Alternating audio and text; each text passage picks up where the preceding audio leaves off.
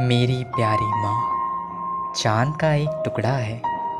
मुझे आसमान के चाँद को देखने की ज़रूरत नहीं। मेरा चाँद तो धरती पर ही मेरी आँखों के सामने रहता है। जब जब मैं डरता हूँ, मेरी माँ मुझे प्यार से समझाकर गले लगाकर फिर से मजबूत बनाती है। मेरी माँ मुझसे भी ज़्यादा मुझे समझती है।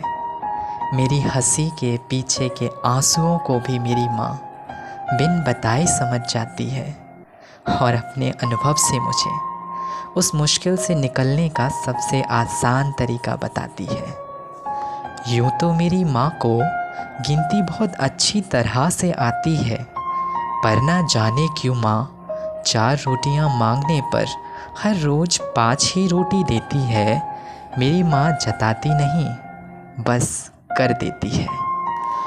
बाहर से जब थका हारा घर लौटता हूँ तो मेरी माँ पानी का ग्लास लिए हमेशा मेरे पास खड़ी नज़र आती है और कहती है, जल्दी हाथ मुंह धो ले, मैं खाना लगाती हूँ।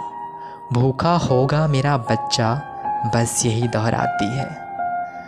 और मेरे पूरे दिन का हाल माँ हर रोज़ सुना करती है। बिन जाने भी माँ हाँ में हाँ मिलाया करती है। मेरी प्यारी माँ चाँद का एक टुकड़ा है, जिसकी चमक हर रोज़ मुझ पर पड़ती है और हर एक किरण से मैं रोज़ निखर जाता हूँ।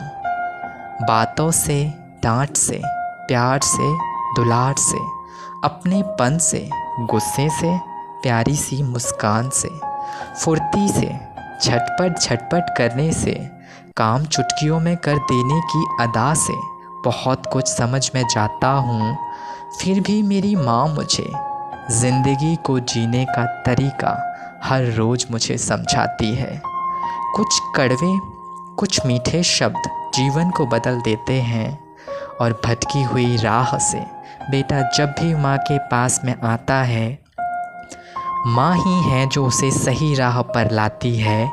बेटा छोटा हो या बड़ा, जब जब माँ की गोद में सर वो रखता है, माँ बड़े प्यार से सिर पर हाथ घुमाती है और पता नहीं कब चैन की नींद आ जाती है। जिस सुकून की तुम्हें तलाश है वो माँ के चरणों में ही मिलता है। यूं ही नहीं कहते माँ के पैरों में जन्नत होती है, क्योंकि यहाँ दर्द की दवा मिलती है।